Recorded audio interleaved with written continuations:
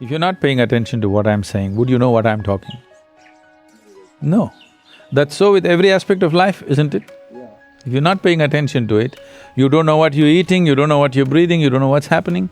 Most people will not notice the fragrance of the flowers or anything, they're just walking through like rocks. Or let me say a bull because they want to, a bull is worshipped in the stock market. So, it's a evolutionary fallback. If you walk like a bull or a bear, it's an evolutionary fallback. You evolved to be a human being, taking millions of years, now you don't want to fall back. To be human means, what is unique about a human being is, we do the same things what the other animals do. It is just that all that the animal can do, we do the same things, but we can do it consciously. That's a big difference. And doing anything consciously will not come if you don't have sufficient attention towards things that you do or things that you do not do. Especially things that you do not do, you must have absolute attention towards those, otherwise they'll creep into you. So this attention deficiency syndrome has happened because people's idea of education is information. Right now, the whole idea of human education system has become heaping you with information. The more information you heap upon on any mind, or let's say starting from childhood, the more he will develop aversion to attention. Because without knowing anything, information gives you a false feeling that you know everything. This has become a fashion now. Today, if you're invited for a dinner party, you Google out information about the 100 billion galaxies, they've all been numbered and named and all that, okay? That 566BZ, that galaxy, about that you know some information. You Google out, get these 2 sentences out and go to the dinner party. Whoever talks to you, they say, how are you? Hey, do you know about this galaxy, which is a trillion light years away, which is a BB whatever? And you talk about it, everybody thinks you're smart. There's a whole problem with the world right now. We are considering information, we are mistaking information for intelligence. An entrepreneur or anybody who wants to navigate through any situation needs intelligence, not just information. Information may be useful on the side, but it is intelligence which will allow you to navigate through a particular situation in a unique way, not the way somebody else is doing. We are mistaking information for intelligence. Once you heap yourself with too much information, now attention is a serious problem. Once you have no attention, once you have no ability to hold your attention, you have lost your ability to access your intelligence also.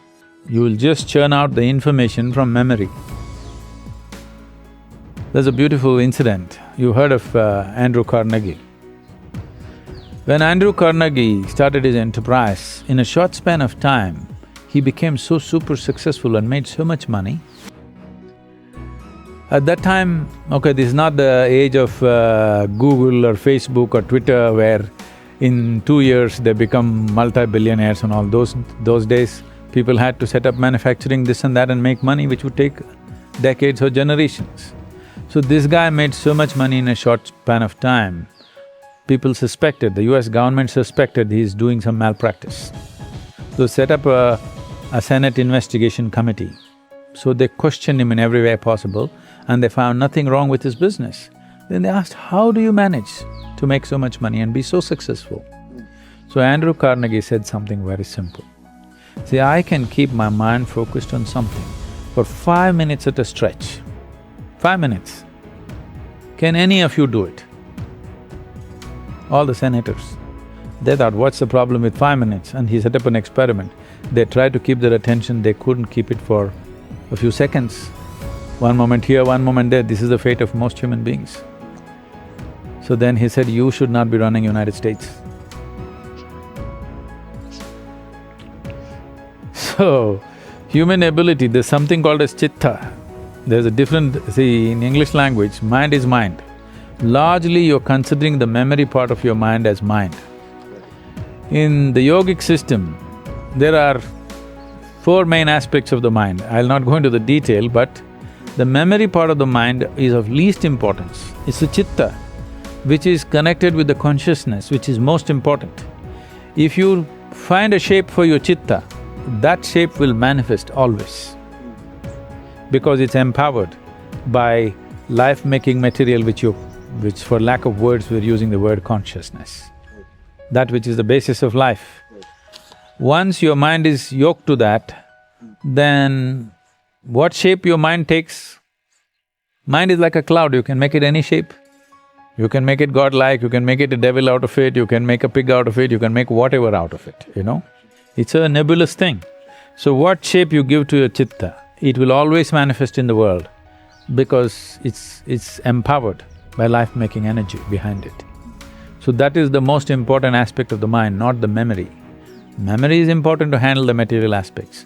After all, an entrepreneur may be just trying to handle material, it's fine, but I would like an entrepreneur's life to become an exciting adventure, where his process of exploring new possibilities become truly new possibilities in his experience, not just economic possibilities.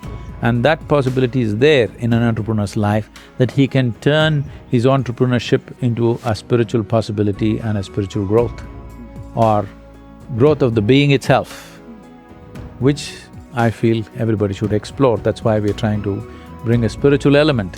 Success will come easy, more than anything, because success will come easy not because of any magic, simply because you function at your full potential.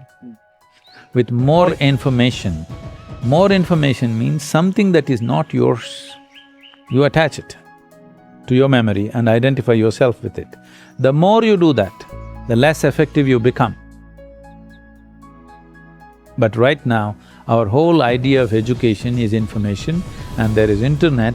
A 12-year-old child knows what is the name of the galaxy up there, a trillion light years away, which is not good for him. Because this is not knowledge, this is not of any usefulness, this is only for boastfulness. And above all, it'll take away your ability to pay attention, because the basis of attention is you realize that you do not know even a speck in the universe properly. In its entirety, you do not even know an atom. That's why you can pay attention. If you think, I know this, you cannot pay attention. It's the arrogance of information which will bring you attention deficiency.